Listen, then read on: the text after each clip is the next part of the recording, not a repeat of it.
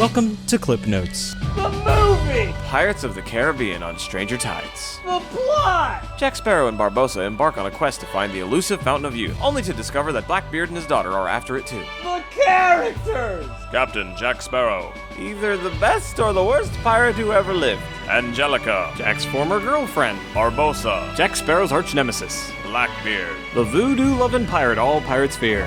Man, what an epically well-rounded trilogy that was. Oh, what's this? A horse? Is it dead? Cause Disney would like to kick it. In all fairness, no one was opposed to a Pirates Part 4, but no one was really waiting on it for the 4 years it took to return to the silver screen. Even if the film ended with another tease, the loss of a vision-heavy director like Gore Verbinski just doesn't bode very well. But at this point, Jack had become a cultural icon, a recognizable character the likes of Superman or Wolverine, but more personal to the fans at the time because he wasn't some throwback and he belonged to Johnny Depp, who had kept the character alive during the theatrical hiatus by visiting schools and hospitals in character. But not in that creepy, can't get paid otherwise kind of way. Well, at least they kept the writers, who in this case have used an 80s pirate book as inspiration. But they've been talking about the Fountain of Youth for years anyway, so I guess it's time to get to it. There's pirate stuff all over the Disney logo, oh my god! This old dude gets caught in a fishing net and later on hands over a journal to, I guess, the King of Spain? And the journal's got instructions for finding the Fountain of Youth. And there's something written in there about Ponce de Leon, which I think is a lot of roads in Florida. Alrighty, on over to London. Jack Sparrow is on trial. Oh wait, it's not Jack Sparrow, it's Gibbs! So in walks this important judge, and oh wait, that's not Judge, it's Jack! Less than 10 minutes in and they're already trying to confuse us. So Jack's posed as a judge to give Gibbs a lenient sentence. Then Jack escapes, and whoa, Jack got himself some blonde highlights and some brighter clothes. Maybe it just looks weird without that Gore Verbinski trademark desaturation.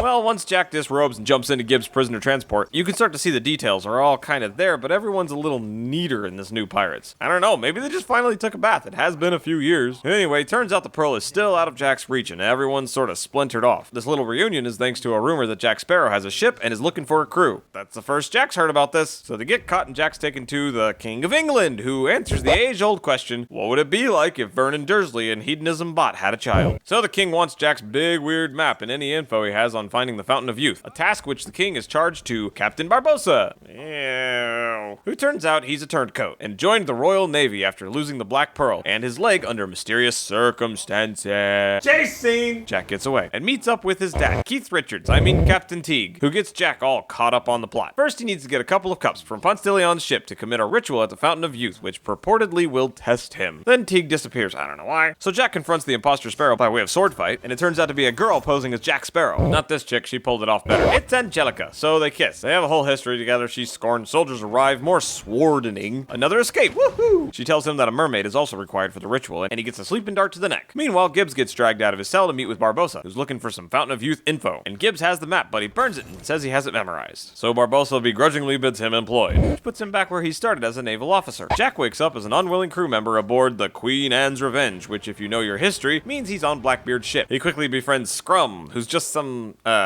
he's a pirate. Or a tour guide, I guess. He explains that the main crew is all zombified. It's less George Romero Night of the Living Dead kind of zombie and more Bela Lugosi white zombie. And there's a Christian tied to the mast because the first mate didn't want to kill him. And oh, the first mate is Angelica, if you didn't see that coming. And you really can't help but love a Penelope Cruz pirate. And it's nice to see Jack going after a girl who's within 10 years of his age. Well, she's convinced Blackbeard that she's his long-lost daughter, and says a prophecy has stated Blackbeard will die at the hands of a one-legged man. Is there where this is going? Speaking of, Barbossa's assailing for the Fountain of Youth when they spot the Spaniards who are doing the same thing okay. And while Jack's planning a mutiny, he discovers that no one aboard has seen the supposed captain. So, moving under the assumption that this isn't Blackbeard's ship, the crew attempt to take over, while Jack sneaks into Angelica's bed, which is becoming an increasingly risky affair when you're center frame staring right down at that big syphilis-looking sore on Jack's chin. But the mutiny goes well, Jack frees the Christian, whose name is Philip, and announces victory just when Blackbeard steps out of his door and the whole thing calms down. Cause you're but a scared of Blackbeard. And oh good lord, his sword controls the ship and the sails and the ropes and the boat. Was this movie released in 3D? I think so. Jack's captured mutiny's ended, but Angelica begs for him to be spared just like she did the missionary. So he kills the cook by wasting a boat and blasting him with fire cannons. Cool? So Jack tries to tell Blackbeard that Angelica is a liar, but he doesn't buy it, and he has a Jack Sparrow action figure with the voodoo doll powers.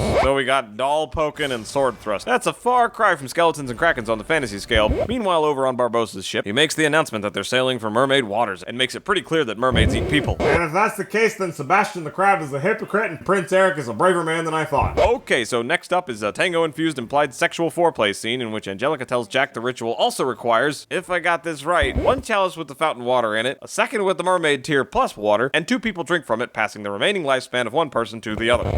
But Jack's a good, enlightened-aged terrorist, and doesn't want to kill anybody. But Angelica entices him to help with... Blackbeard has a cabinet full of pirate ships magically stored inside bottles, including the Black Pearl, because she really wants to help Blackbeard because she really is his daughter. Hey, they've made it to the Whitecap Bay, home of the mermaids. They light up the lighthouse and start a-singing, because man-made light and music attracts mermaids. So they're basically college students with fins. And it works, but after a brief hypnotic interlude, the mermaids start chomping at the pirates. There's this whole skirmish until a mermaid saves Philip and gets herself trapped. Sometime later, Barbossa arrives in the same place, and most of his crew gets eaten, but undeterred, he keeps heading for the fountain. Meanwhile, back with Blackbeard, Philip gets mad how they're mistreating the mermaid, so he opens her little water coffin so she can breathe. But there's this cliff, so Blackbeard sends Jack on a separate path. There's a pretty long bit where they play Russian roulette to make a choice, but basically Blackbeard doesn't come off well, and they split so Jack can get the chalice, and the rest will head straight to the fountain. Meanwhile, Barbossa catches a poisonous frog, and Jack locates the old ship. And the mermaid falls out of her watery transport, and her legs turn human. So we're operating on splash rules then. And Phillips gets all shirtless and carries her the rest of the way. And then he names her Serena because he likes her. Ew. Meanwhile, later that night, Barbossa and Jack find each other on Ponce de Leon's ship, and they discover the chalices have already been taken by the Spanish. Best moment of the film happens right here, and it's not part of the plot, which is kind of why it's great.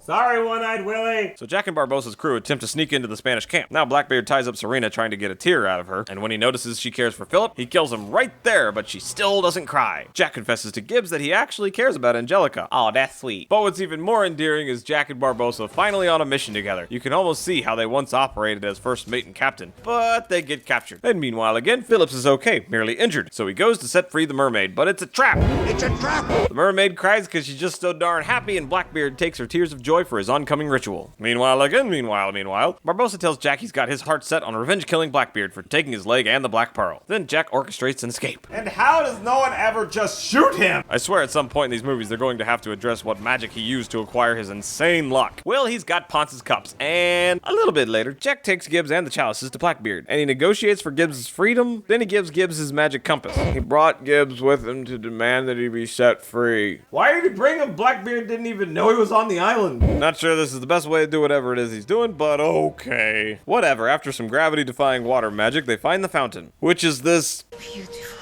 Oversized urinal made out of rocks. But Barbossa shows up right behind them to arrest Blackbeard, resulting in a big old sword fight and a gunfight, and Philip gets a stomach wound and just wanders off. Everybody keeps fighting. Philip sets the mermaid free. And then the Spanish show up just to proclaim the whole thing an abomination against God. And this captain dude throws the cups away. Then they make with destroying the fountain, which gives Barbossa the opportunity to stab Blackbeard with his frog-poisoned sword. A frog-poisoned sword? Angelica cuts her hand on it too, so now they're both gonna die. The place gets demolished and everyone leaves. And Serena shows up last second to give Jack the chalices back.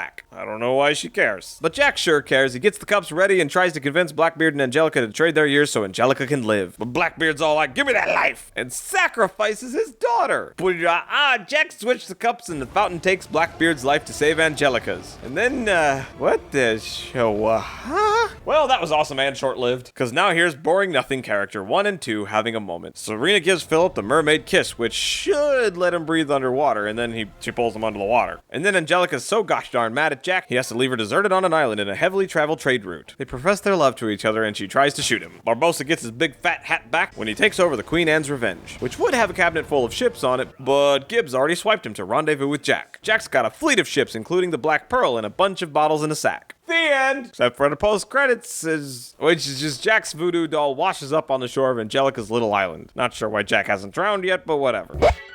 Well, now, there was a strangely different feel to this movie. Was it the saturation? Was it the story content? Or maybe it was the fact that none of the characters are in it, except for Jack and Barbossa and Whiteface, with a little Gibbs on the side. Why no Pintel and Rigetti? Why not revisit any of the magics from the previous stories? Not to mention the fact that neither the Spanish or Blackbeard's voodoo affected the plot in any way. And I know I haven't been subtle on my feelings towards Will and Elizabeth, but after 3 films, you do start to grow attached. Not to mention they've developed enough to be interesting parts of the POTC world. She's the king of pirates and he's god of the dead. So we really traded down for this very very underdressed pair here. I mean, this is ClipNotes, folks. I told you everything the movie told me. There's virtually no development here. But the film had its moments, and I'm glad it wasn't over the top because it kind of feels like the start of a new book, kicking off a little bit more subtle than at World's End so that the series can grow again. Thanks for watching ClipNotes' summary of On Stranger Tides. Just in time for the release of Dead Man Tell No Tales. Looks like they'll be picking up where we left off, but is it going to be more of a sequel to this movie, or is it going to be more of a continuation of the entire anthology? Because it has been 10 years since Will Turner became the captain of the Flying Dutchman, and he's due for a return.